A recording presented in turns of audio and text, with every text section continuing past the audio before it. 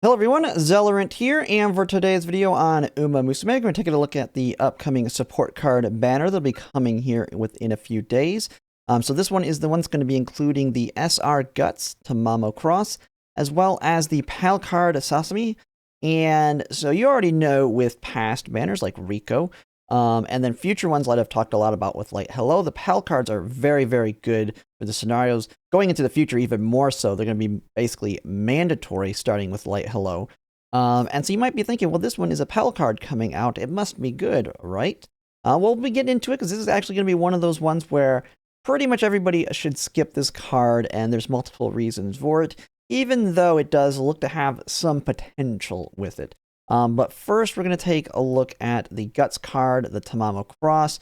You've probably already been hearing me as well as other content creators talking about how Guts build will be potentially usable in making you track depending on the support cards you have, because of the nature of how it works. And so you might be wondering, well, is Tamamo Cross Guts going to be good for that?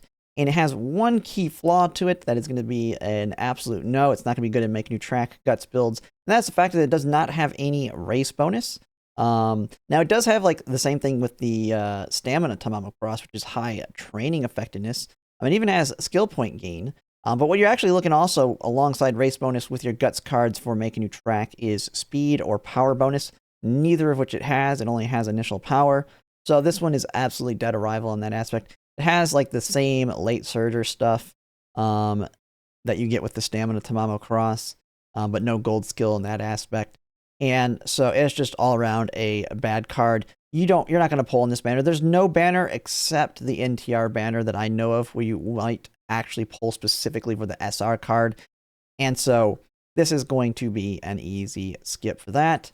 But let's go ahead and take a look at the main reason you would pull on this banner, which is the SSR card Sasami.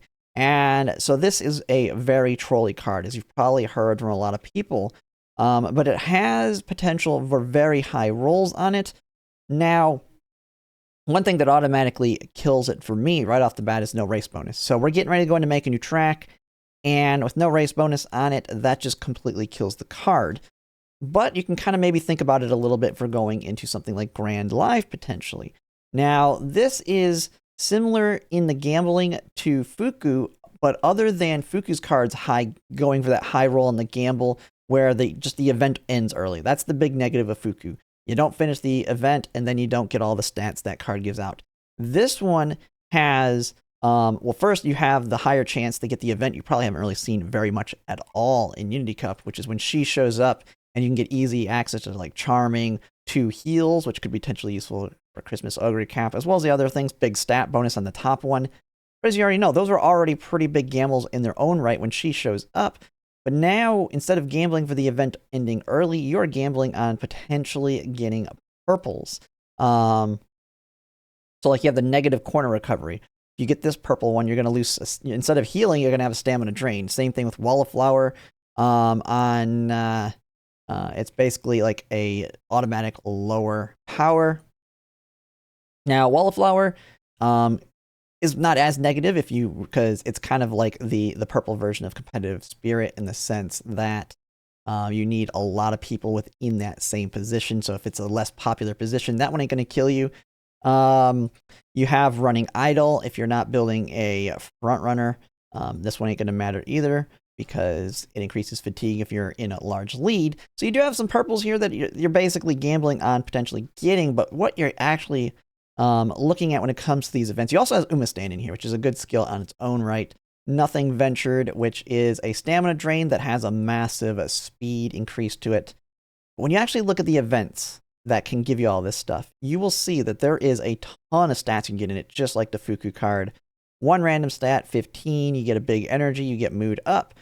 Or you get the negative mood, a little bit of energy in bond. The second one, big energy, big mood, 2 stats plus 15. If you finish the chain, depending on which option you choose, you can get big energy, all stats plus 15, 30 skill points, and then you get that gold skill. Or if you go at the bottom option, it's a lot safer in the sense that you don't get the chance of a mood 2, but you don't have the chance of the big stats there.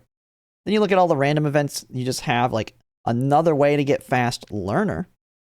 or with 1 random stat 15, or you get Wall of Flower plus 75 skill points. And this is where I see the potential for a super high roll in this card, potentially. I would never use it, and I think like 99% of people should never use it unless you're going to be doing a lot of runs to get it. But it has a lot of skill points in it. So if you did get this purple, which I don't think this one's going to be as big of a deal because it's competitive spirit, which means you need, I think more than half, so 5 people to be in that same position to get the power down from it. But you get the 75 skill points, and if you really wanted to, you could just outright buy this up to remove it with those skill points. Kind of the same thing with these other ones. You have this event where you have some options. You can start the dating safely, like with Rico. You can do the gamble, start the dating, which will then give you a mood, energy, that. Or if you get the bottom, which is kind of like a mini negative, you get 75 skill points plus that corner recovery purple, which realistically, that's what I would want to get those skill points. And then if I don't need the heal, if I have enough stamina, who cares if we're going to lose stamina off that? Or if you just want to outright get 150 skill points, you can get the risky business white. Then you get that front running purple, which you're not doing a front runner because you have to be in the lead for that one to activate. Not a big deal. But then you lose the mood, but big skill points there. And you kind of have the same thing all throughout here, where just random positive, random stats, or you get the negative 2 random stats plus 22 and 67 skill points. 2 random stats plus 15, 45 skill points. Energy, 2 random stats plus 15, Umamusume hint plus 3. So there's your Umamusume there. So I can see the potential in this card, not for make a new track.